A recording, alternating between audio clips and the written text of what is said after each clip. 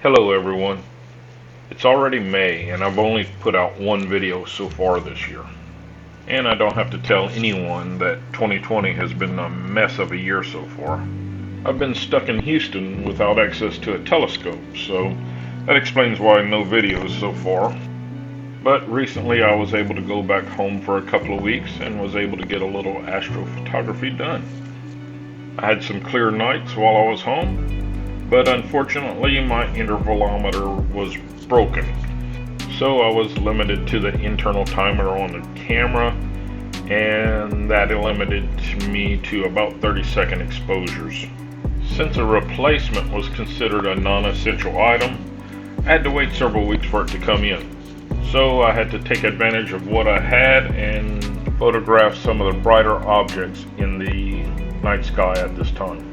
So let's take advantage of this situation and compare some images taken with 30-second exposures versus some taken with longer exposures.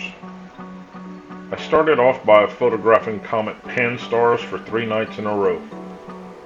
Since Comet Pan-STARRS is to the north of me, this puts it right in the middle of my light polluted area of the sky.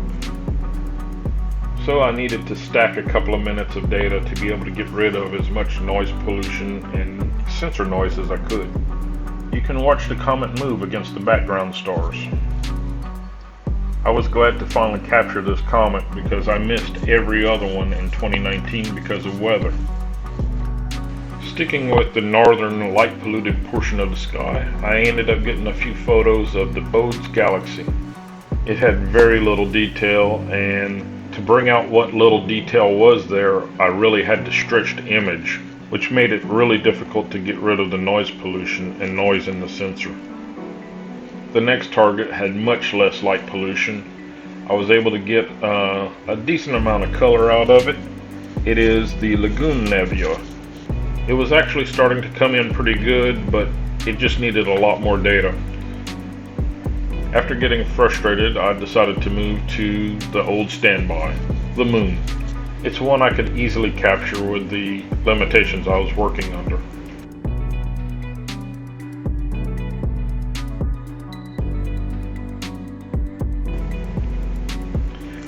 Finally, my intervalometer came in.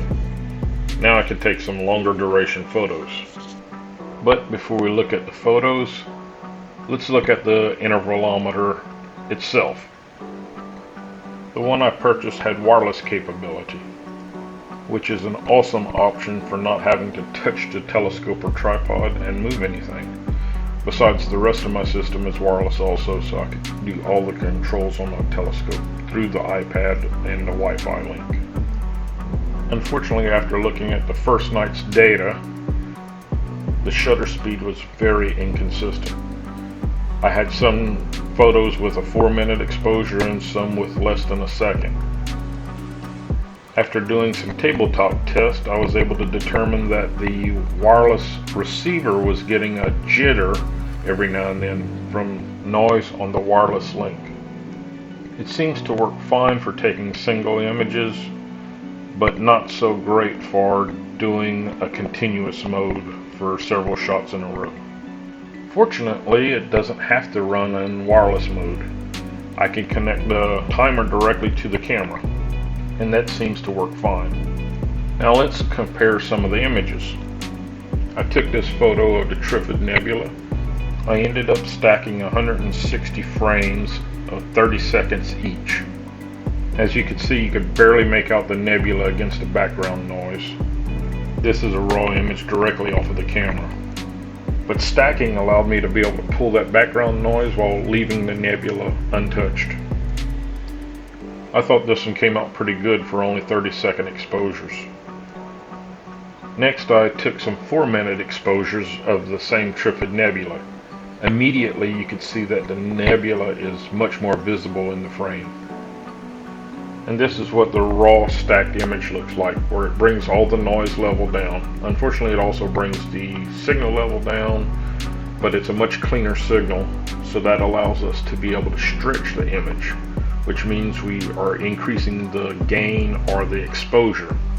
This usually increases the noise, but if we could reduce all the noise when we increase the gain, you end up with a much better, cleaner photo. And finally, here's what the 4-minute exposure looks like. Unfortunately, I was only able to stack 9 frames of this image because of the timer issue I explained with the wireless timer. But even at that, you could actually see a lot of detail come out in this image. You could actually see the cloud or the dust around the nebula itself, and the detail is just much sharper.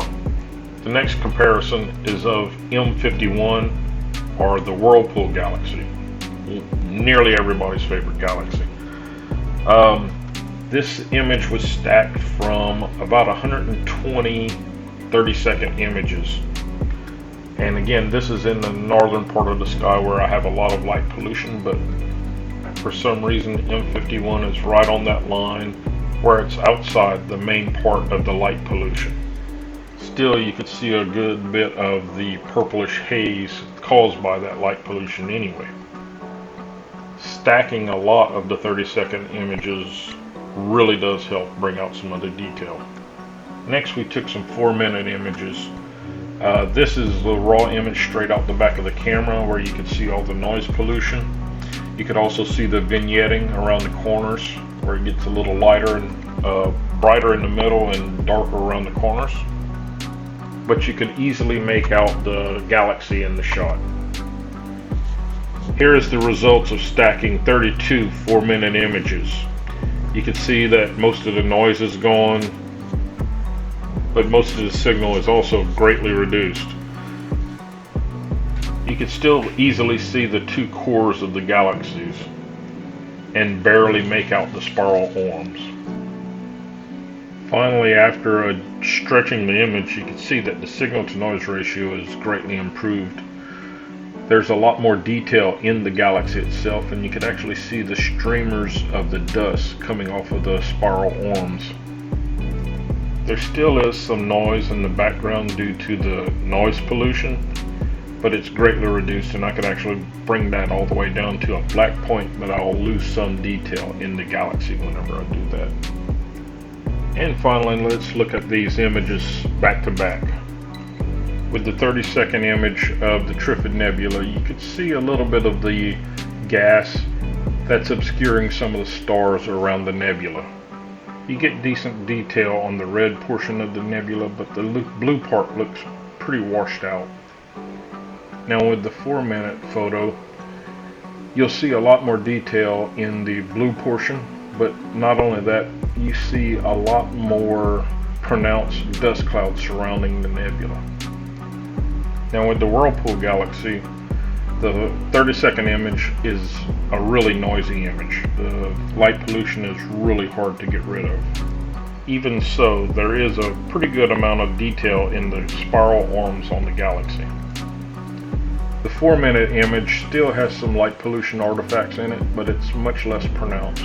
But there is a lot more detail in the arms, and the signal-to-noise ratio is much better. There's just more light from the galaxy being visible in this photo. Now let's look at the images side by side. The image on the left is the 30-second image, and the image on the right is the 4-minute image. The 30-second image, the only reason it looks anywhere close to as good as the 4-minute image is because there is much more integrated time into it. There was over 100 images stacked to be able to get that 30-second image.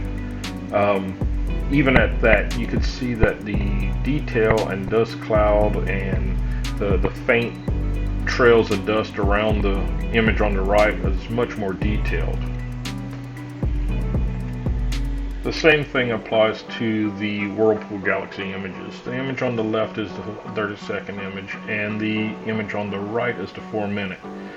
There's just more signal in the image on the right, and you get a better signal-to-noise ratio, and you could actually make out the faint details along the edge and the streamers of the arms of the galaxy against the background. You just get a more detailed image with the longer exposures. And that's all I have so far. Now, I'm hoping to be able to get some more images because I'm now on a schedule where I'm kind of driving back and forth from Houston again, and I can have access to my telescope some more. So if the weather holds out, I might be able to do another video before long. Thank you.